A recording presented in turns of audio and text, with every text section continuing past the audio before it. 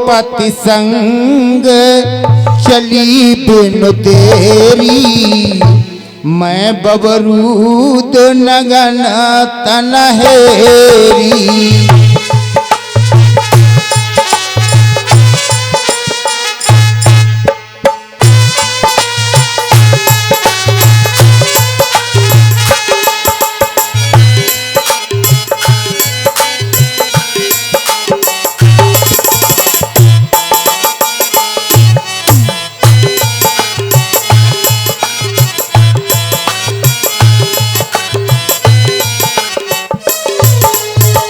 बिनहे बेलंग free मुख मोरी, सासु समीप कहे सिकर जोरी।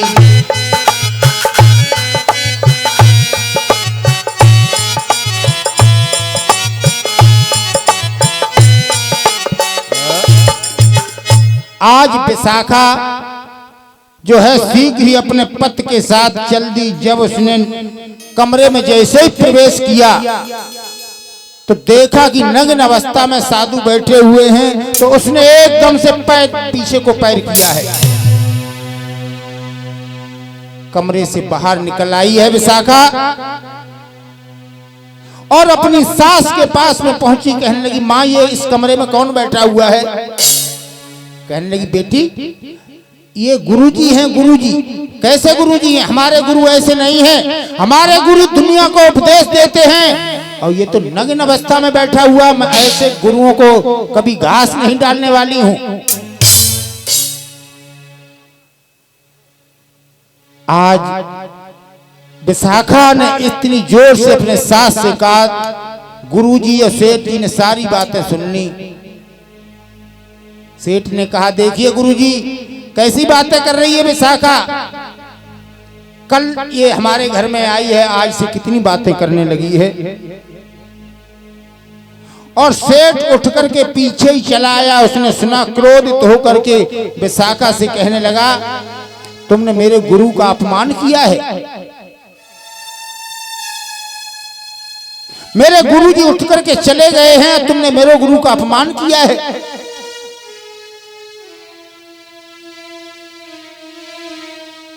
सेठ उठ करके जो 8 निर्णायक भेजे थे, उसके पिता धनंजय ने उनके पास में पहुंचा और कहा है कि तुम्हारी बेटी ने बहुत बड़ी गलती की है, मेरे गुरु का अपमान किया है। कहा है कि वो नंगे हैं, धुरंगे हैं, मैं ऐसे गुरुओं का सम्मान नहीं करती हूं।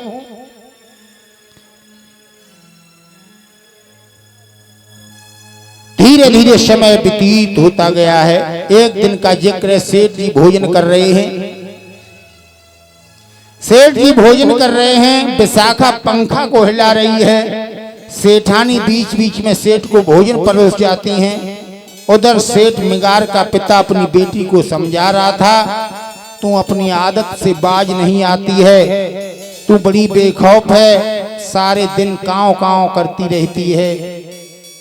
दूसरी ओर मिगार की माता अपनी छाती पकड़े हुए चारपाई पर लेटी हुई, जैसे कहीं सांस आ रही है, कभी सांस जा रही है, अंतिम सांस ले रही है। उसी समय एक बौद्ध भिक्षु आकर के दरवाजे पर खड़े हो गए।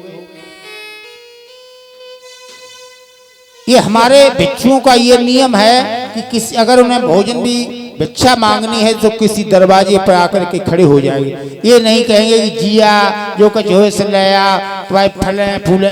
भगवान बुद्ध ने ये कहा है, तुम्हें अगर जो भी मांगना है तो जा करके दरवाजे पर खड़े हो जाओ और श्रद्धा अनुसार जो भोजन जो भी देंगे वो तुम्हें दे देंगे। इधर सेठ भोजन कर रहा है, विशाखा पंखा हिला रही है और सेठ मिगार आग बबूला हो गया भंते जी को देख करके।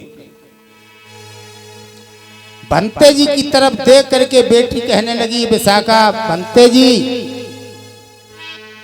चले जाइयो बिच्छू मेरे द्वारे ते, चले जाइयो चले जाइयो बिच्छू मेरे द्वारे से चले जाइयो।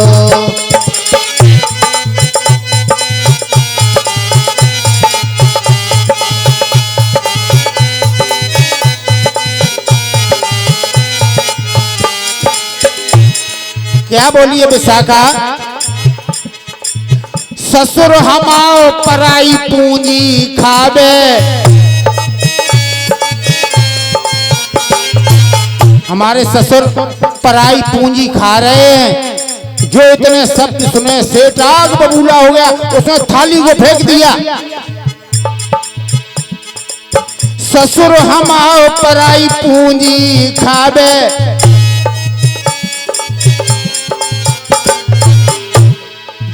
कुत्ते की पूंछ सीधी करवावे, लामा बाज की होती लड़ाई है, चले जाइयो बेचो मेरे अंगना से चले जाइयो।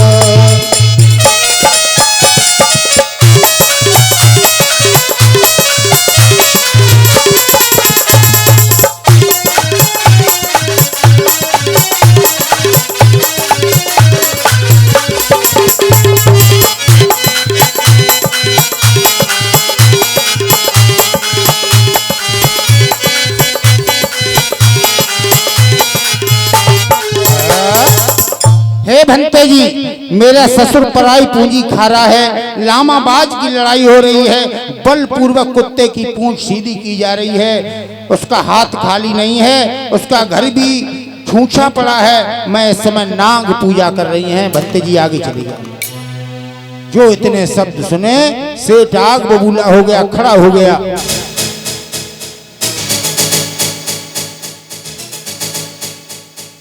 आज क्रोधित हो गया है सेठ। विशाखा से बोला, अगर भिकमंगे के प्रति तूने हमसे इतनी गलत शब्द बोले हैं, अगर तेरे गुरु इतने ही अच्छे हैं तो तू भिक्षुड़ी क्यों नहीं बन जाती है? तुम ऐसे चीवरधारी के पीछे तुमने हमें अनाप शनाप बख्श दिया है, तो तू भी भिक्षुड़ी बन जा। सेठ मिगार जो है आज प्रज्ञापीठ के पास पहुंचे, जहां पर उसके पिता ने 8 निर्णायक भेजे थे और कहा, तुम्हारी बेटी ने इस तरह से हमें अपमानित किया है एक भंते के पीछे। उस प्रज्ञापीठ ने विशाखा को बुलाया और कहा, विशाखा तुम्हारे ससुर ये क्या कह रहे हैं? तुमने कहा बलपूर्वक कुत्ते की पूंछ सीधी की जा रही है, मेरा हाथ खाली नहीं है, मैं इस समय नाग पूजा कर रही हूं, ये तुमने क्या शब्द बोले? विशाखा ने कहा, भैया हमने कोई गलत नहीं कहा। उस समय बलपूर्वक कुत्ते की पूंछ सीधी की जा रही थी, लामाबाज की लड़ाई हो रही थी, क्यों मेरी अजिया सास के प्राण निकल रहे थे, यानी लामाबाज की लड़ाई हो रही थी। मेरे ससुर बहुत ही गुस्से में थे, तो मैंने कहा मैं नाग पूजा कर रही हूं और मेरा हाथ नहीं खाली है, इसलिए मैंने कहा। जब विशाखा ने सारे प्रश्नों के जवाब दे दिए हैं तो एकदम से सेठ शांत हो गया। हे बेटी, मैं ये नहीं समझ रही थी, मैं तो ये समझ रहा था कि तुम सारी बातें हमारे ऊपर उतार उतार कह रही हो। बेटी मुझे माफ कर दो, आज से तुम इस घर में जो कहोगी वही होगा। विशाखा कहने लगी, नहीं, मैं ऐसे घर में नहीं रहना चाहती हूं। क्यों? मैं ऐसे घर में इसलिए नहीं रहना चाहती हूं क्योंकि हमारा यहाँ पर कोई सम्मान नहीं है और मेरी एक भी यहाँ नहीं चलती है। विशाखा क्या बोली? रोए रोए विशाखा कहे कि घर में जाल बुरो ढोंगिन को, और कैसे हो गुजारो घर में नाए मेरे मन को।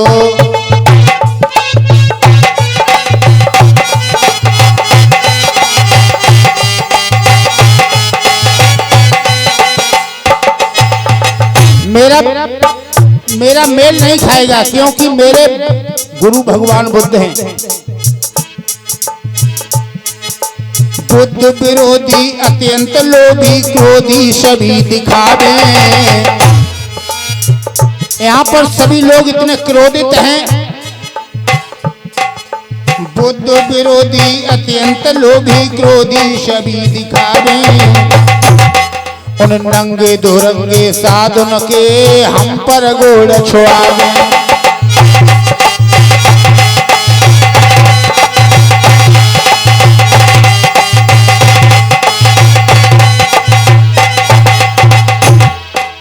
सासों कही हमारी मानो संग लेवाए के चलियो।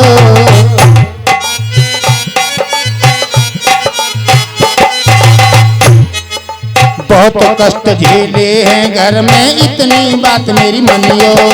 बहुत कष्ट झेले हैं घर में इतनी बात मेरी मनियो।